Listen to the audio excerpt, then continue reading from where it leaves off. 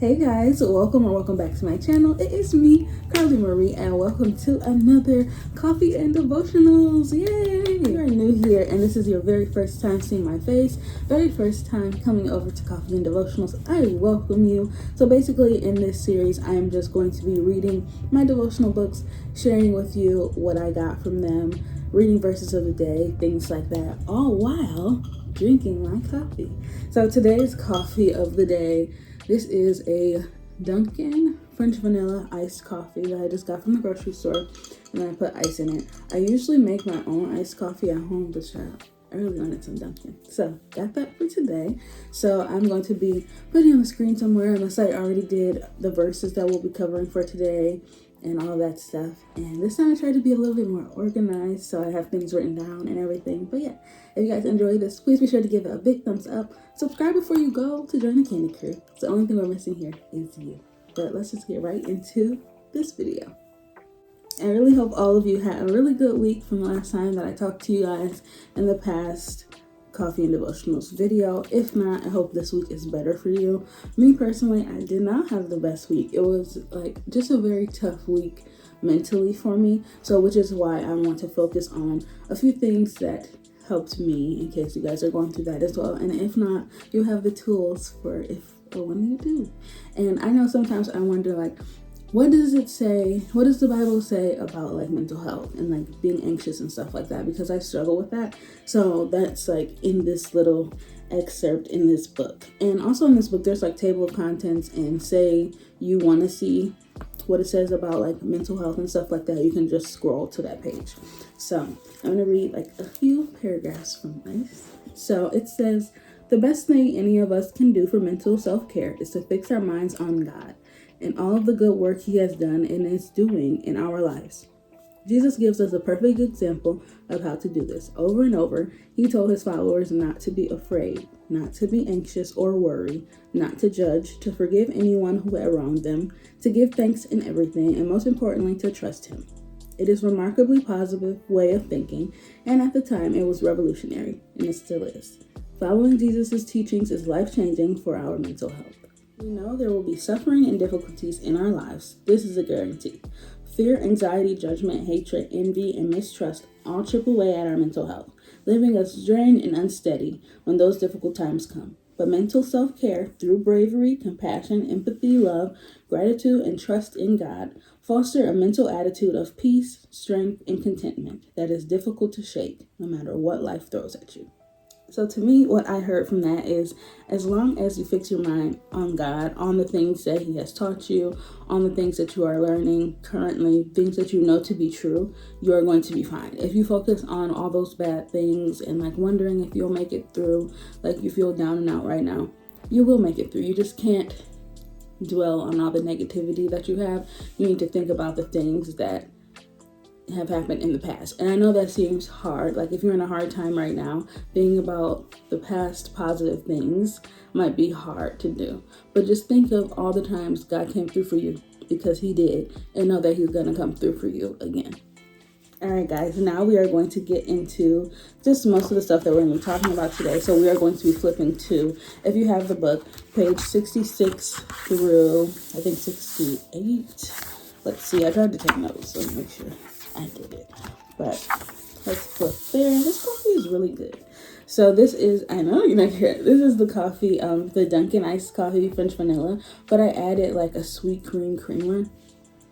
Baby, it's sweet, and I like that. But anyway, we are now on page 66, and I'm going to read this verse to you, as well as this excerpt, and then get into like a little bit more in depth. So this one is titled, Care for Yourself Emotionally. And like I said, we are on page 66. If you have the book, this is the Weekly Self-Care Project book. That's the one we're reading right now.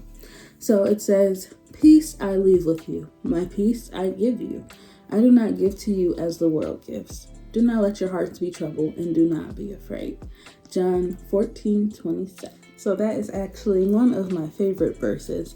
It always seems to pop up when I need it most, or pop up when I'm doing like my devotionals on my Bible app.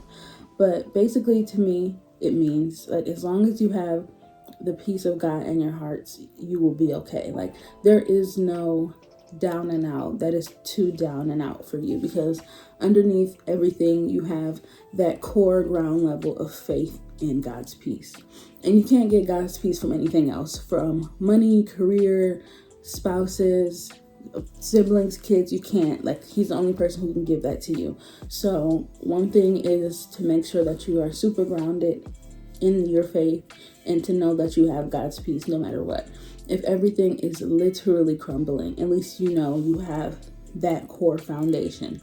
But without that core foundation, baby, I don't know where we would be. Personally, I don't know where I would be. Like, things for me get bad. They they get bad. Like, I don't talk about everything on here obviously with you guys, but when I'm like super broken and very sad, I'm like, okay, at least I've got this.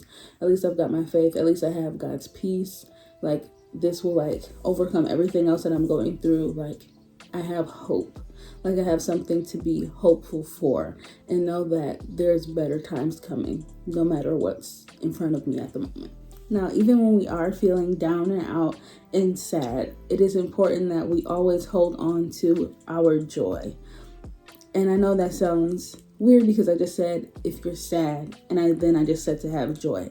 But something that I learned from reading the Bible is that having joy is very much needed. You won't always be happy, but having that just joy in your heart is needed. So the difference between happiness and joy, like, I can be happy that I got a new job, but if I don't have a job, then where's the happy? Do you see what I'm saying? But you still need to have an internal like joy about yourself, so that when you are sad and you're down, you don't go too down and you don't go too out.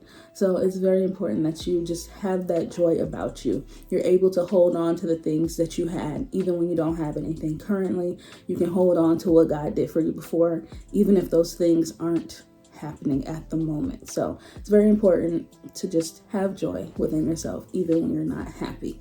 I really hope that makes sense, because it took me a while to understand. Like, I will be reading it and it's like, you must have joy, and I'm like, well, like, I'm not happy, so like what are you talking about? So joy versus happiness, but you need to have joy and peace.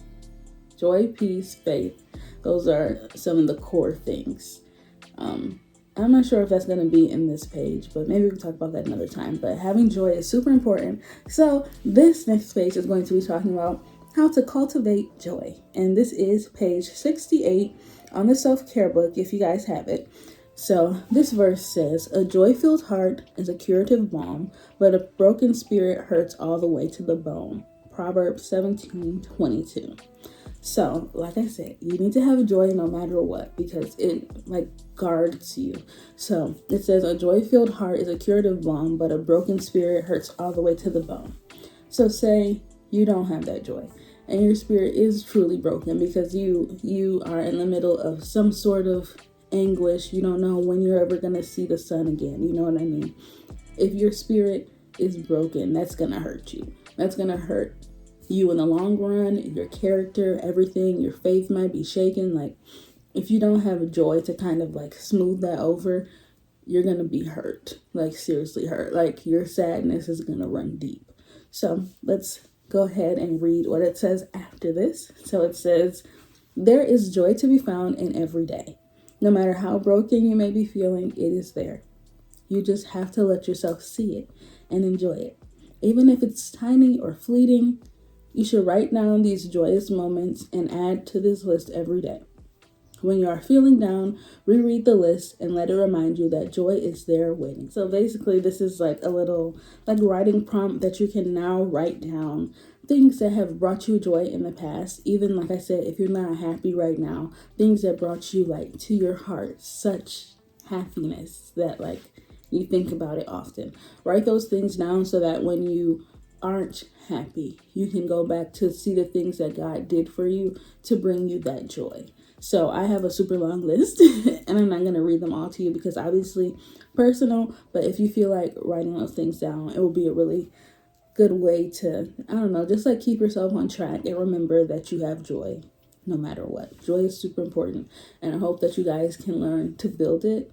I hope that this is making sense. If not, There are plenty of like verses in the Bible for you to go read on for joy. One thing that I love about the Bible app is I can go in there and search a word and it's just going to pop up.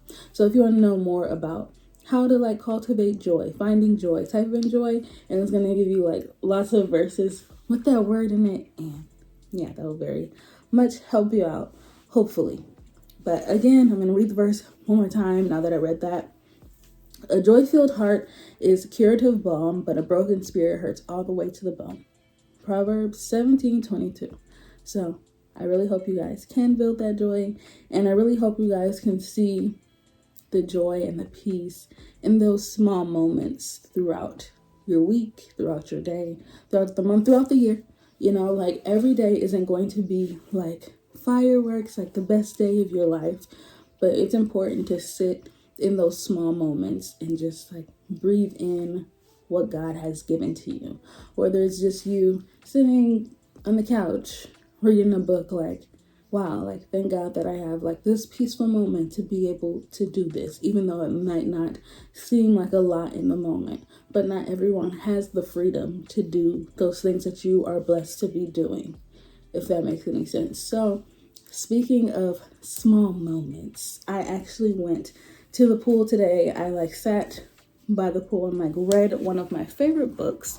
So this book is called Simply Tuesday from Emily P. Freeman, and it's about small moment living. So basically, like I just said, enjoying the smallest little moments, things that you might not think about being like a good part of your day, but they are, and just kind of just enjoying life, like no matter what is going on. Like if you don't have to have everything in the world to have happiness. So just being able to be happy and have joy with the simple things. So this is called Simply Tuesday, and I actually have just a little something I wanted to read to you guys from this. All right, so I know I didn't tell you guys about this book in the last video because this isn't technically a devotional book. This is just like a book, but it has verses and stuff in it. So it's like a Christian book, but it's not a devotional. So I didn't want to mention it because this is called Coffee and Devotionals, but I really love this book. Highly recommend it.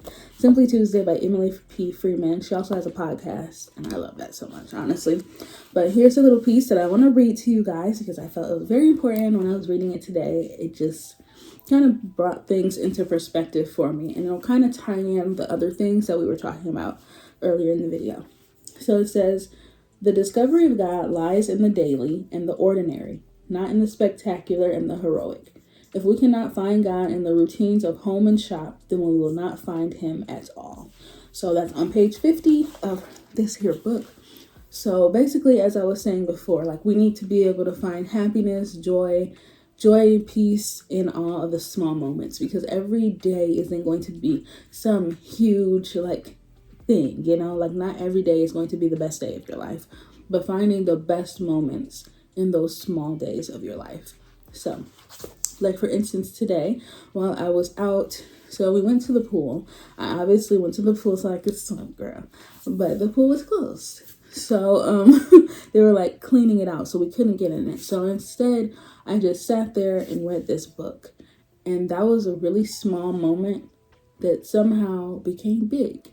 And like I enjoyed that little small moment. Like even though it was a hiccup in my day, I started to enjoy the now, what I was in right there. So I was literally just sitting on a chair reading this book. But as I read these words, like how you need to live in the everyday moments and in the simple life, and like you can find God in any moment, you know what I mean? And I was just sitting there, I'm like, wow, like life is good, like life is amazing. Even though I'm going through a lot of stuff right now, this moment feels great. Like I'm grateful to be able to be doing this. Not everybody can do this, like no matter what moment it is. Not everybody can do whatever it is that you're doing. You're going on a walk, not everybody can walk. Do you know what I mean? You're walking your dogs, not everybody has a dog. Like just enjoying the simple moments that you are blessed to be able to live.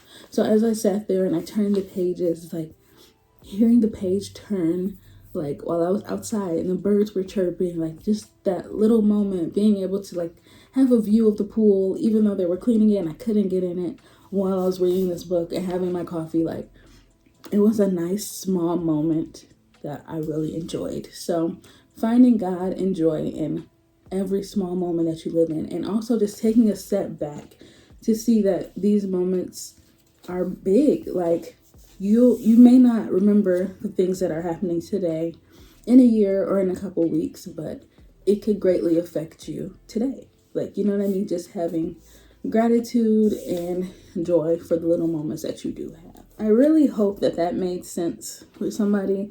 I don't know if I said it the right way, but basically enjoying every small moment, just small living, being able to find the joy and the peace in God in every moment that you have.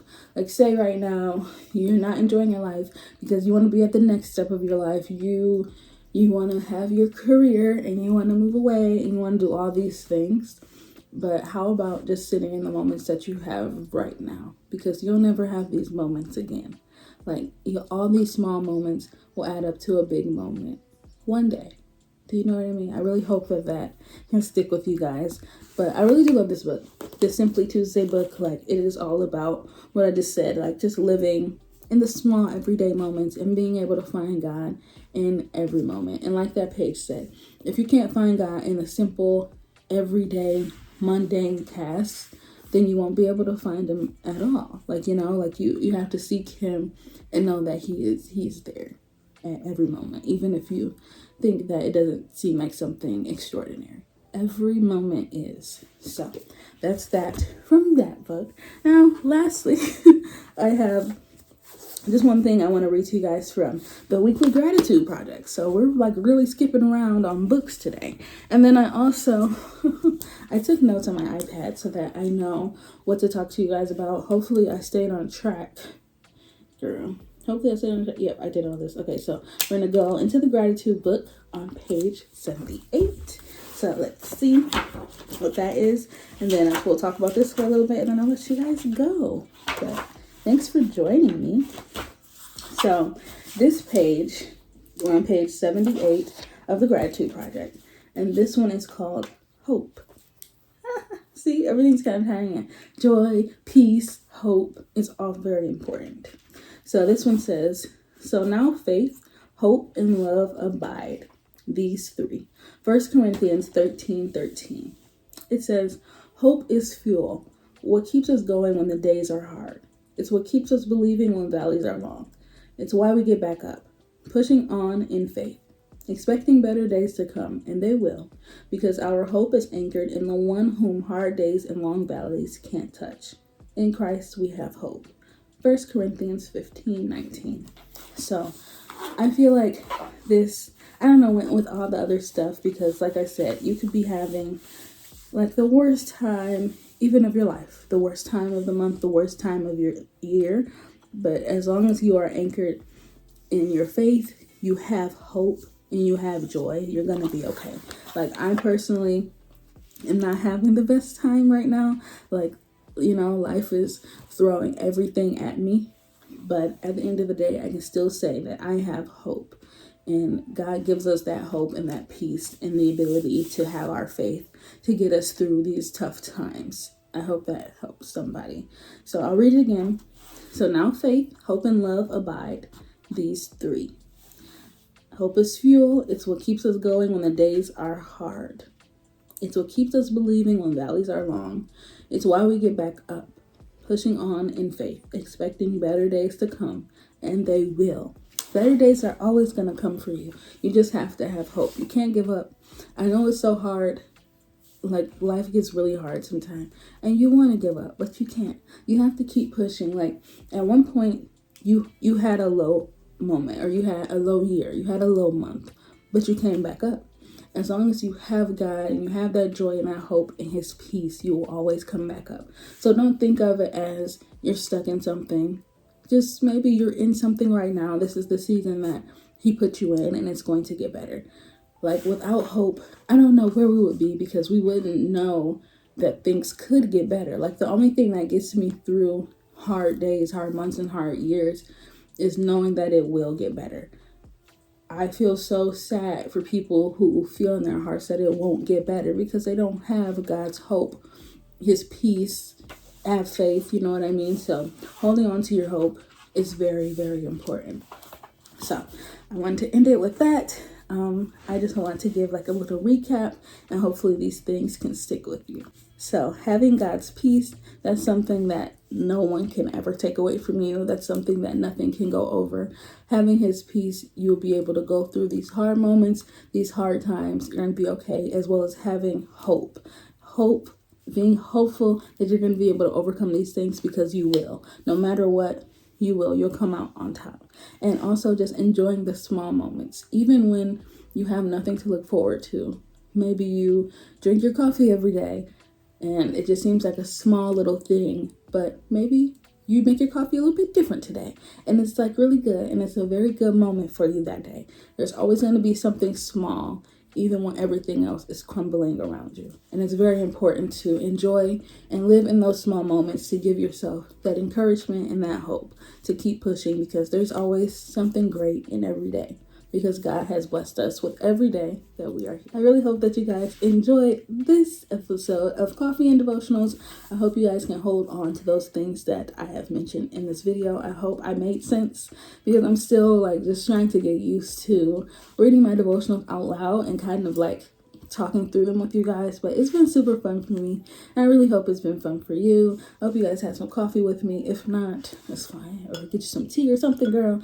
Comment down below your favorite verses from this, or just your favorite verses at all, or something that I need to read, or something that's been helping you get through tough times, or just get through life at all, because girl, it's ghetto out here. Like, it's not, life be lifing sometimes, and if we didn't have our faith, we wouldn't be making it through.